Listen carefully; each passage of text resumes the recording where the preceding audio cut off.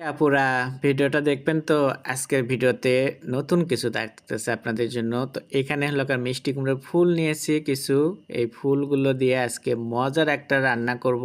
আর এই রান্নাটা করে প্রশংসা তো একদম 100%, কারণ আমি এখন মাঝপথে যে অনেক প্রশংসা পাচ্ছি সবটা কাজের জন্য করে। কারণ আমার কাছে মনে হয় যে কোনো কাজ মন থেকে করলে প্রান্তরে প্রশংসাটা এমনিতেই চলে আসে, সেটার জন্য করে করতে হয় না। তো যাই হোক, আমার প্রশংসার পেছনে কিন্তু আপনাদের ভালোবাসা আছে।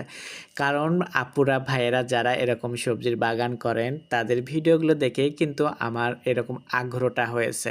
তো আপনাদেরকে তো অনেক ধন্যবাদ যে আপনারা এত সুন্দর এত মজার মজার খাবারের ভিডিও দিচ্ছেন কিংবা শাক সবজির ভিডিও করতেছেন, শাক সবজিগুলো আপনারা ক্ষেত লাগাচ্ছেন স্বাদের উপরে উন্মুক্ত, সেগুলো দেখে কিন্তু আমার আগ্রহটা বেড়ে গেছে। আমিও প্রথমবারের মতো এখানে করলাম। তো প্রথমবার করার পরে আমি সাকসেস। তো আমার কিন্তু প্রচণ্ড মনে করেন বলবো যে প্রশংসা পাচ্ছি শুরু থেকে শেষ পর্যন্ত। তো যতদিন এই শাক থাকবে মাশাআল্লাহ এই শাকগুলো যত কাটতেছি তত বাড়তেছে, যত কাটতেছি তত বাড়তেছে।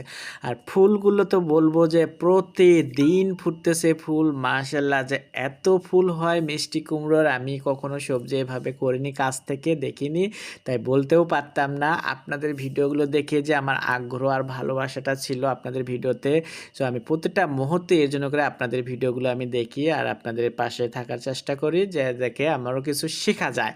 তো কিছুটা শিখতে হলে তো আপু আপনাদের ভিডিওগুলো তো দেখতেই হবে আমি আশা করি। তো যাই হোক, আপনারা সবাই আমার পাশে থাকবেন, আমাকে সাপোর্ট করবেন, সবাই ভালো থাকবেন।